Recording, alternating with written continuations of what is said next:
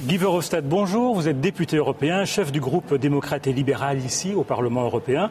Et vous avez été élu leader européen de l'année avec Daniel Cohn-Bendit. Et pour mémoire, vous avez été longtemps Premier ministre en Belgique. Alors au bar de l'Europe, je vous ai servi des raisins, parce que, à côté de vos activités politiques, vous avez aussi quelques vignes en Italie. Est-ce que vous êtes enfin parvenu à mettre du vin en bouteille ? Pas encore, parce que la récolte en Italie se fait la fin du mois d'octobre et début du mois de novembre. Donc il faut attendre encore un petit peu. En plus, c'est un petit vignoble de 8000 mètres carrés. Alors, les Américains voudraient bien apposer sur leurs étiquettes de bouteilles de vin, ils voudraient apposer l'appellation Grand Cru ou Château. Et l'Europe leur interdit ça. Pourquoi leur vin n'est pas bon ? C'est aussi interdit pour les Italiens, par exemple. Comme moi, j'ai un vignoble en Italie, alors moi, je dois utiliser Indicazione Geografica Tipica, IGT. Donc, c'est aussi interdit, pas seulement. Ce sont des choses il faut préserver parce que il y a toute une tradition derrière. Et ce sera certainement un des points difficiles à négocier avec les Américains. Alors, le vrai dossier, la vraie crispation entre les États-Unis et l'Europe aujourd'hui, c'est l'affaire Snowden qui a révélé que les Américains surveillaient les citoyens européens, mais aussi les institutions européennes, le Parlement. Aussi les bureaux du Parlement européen aux États-unis.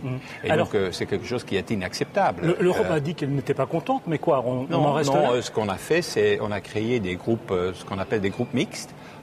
Groupe mixte entre Européens et Américains dans lequel on va examiner qu'est-ce qui s'est passé, est-ce que c'est possible, comment il faut l'interdire dans l'avenir. Et ces groupes mixtes entre Européens et Américains vont aller de pair avec les négociations sur l'accord de libre-échange entre les États-Unis et l'Europe. Et il est très clair que si ça n'avance pas, s'il n'y a pas un arrêt de tout ça au niveau de ces groupes mixtes, où on a fait la conclusion que ça doit être interdit dans l'avenir, on va aussi pas avancer avec les négociations sur l'accord de libre-échange. Alors je vous arrête parce que vous le voyez, des petits parasites qui apparaissent ici. Derrière ces parasites, quelqu'un qui veut vous poser une question, on regarde. Claude Moniquet, je suis le directeur de l'ESISC, European Strategic Intelligence and Security Center. L'affaire Snowden, l'affaire Prism suscite chez moi 3 réflexions et me font poser une question. Premièrement, M. Snowden, en définitive, est un voleur. C'est un homme qui a dérobé sciemment des dizaines de milliers de documents confidentiels, qui les a rendus publics sans autorisation et qui a donc par la même occasion violé les engagements secrets qu'il avait librement signés. Comment le Parlement européen réagirait-il si l'un de ses employés ou de ses collaborateurs se livrait à la même chose et rendait publics des documents confidentiels ? Deuxièmement, dans l'affaire Snowden, dans l'affaire Prism, il n'y a pas grand-chose de neuf. Il y a 10 ans, nous avions eu l'affaire Échelon, déjà un méga programme de renseignement américain. Aujourd'hui, Prism, c'est Échelon à la puissance X, avec plus de moyens techniques, mais fondamentalement, sur le principe, rien de neuf. Troisièmement, les États-Unis espionnent l'Europe, certes, mais les puissances moyennes européennes qui en ont les moyens espionnent les États-Unis, et même s'espionnent entre elles. Chaque pays défend ses intérêts. Donc, dans la réaction européenne, je me demande s'il n'y a pas beaucoup d'angélisme, sans doute fort peu de mémoire, et peut-être même un brin d'hypocrisie. Réponse ? Il y a beaucoup d'espionnage, naturellement, ça c'est clair. Le problème avec l'espionnage, c'est pas que ça se fait. Le problème, c'est quand ça se découvre. Alors il y a un problème. Et surtout quand ça se découvre entre soi-disant des amis. On peut quand même dire que les Américains sont nos amis, ce sont nos alliés. Alors il n'est quand même pas acceptable qu'à un tel niveau, aussi dans les institutions européennes, on fait on utilise des méthodes d'espionnage pour savoir plus sur les prises de position des Européens. Entre des amis, on ne fait pas ça. Ils font de l'espionnage envers les Chinois, envers les Russes, envers tout le monde. Moi, j'ai pas de problème avec ça. Mais entre amis, ça ne se fait pas. Question d'un internaute, Gabriel Séguré de Paris. Barack Obama a annoncé une opération militaire ciblée contre Damas. La France va y aller aux côtés des Américains. Et l'Europe, elle est où ? Oui, il y a un grand problème. C'est le même problème qu'on a aussi vu pendant la crise autour de la Libye. c'est qu'il n'y a pas de position unique de l'Union européenne. La raison pourquoi il n'y a pas de position unique est très simple. S'il n'y a pas d'armée au niveau européen, c'est pas nécessaire d'avoir une position unique au niveau européen. Là se trouve le problème. Et donc, malheureusement, on voit de nouveau des différences de point de vue entre les Européens. Néanmoins, moi je crois que l'affaire est très simple. Il y a maintenant 90 000 morts en Syrie. Il y a eu les massacres à Homs et dans d'autres villes de la Syrie. Il y a presque 2 millions de réfugiés. Il y a presque 6 millions de déplacés, des gens qui n'habitent plus dans leur maison. Et il y a utilisation des armes chimiques. Et donc, moi je crois qu'il faut mettre un terme à ça.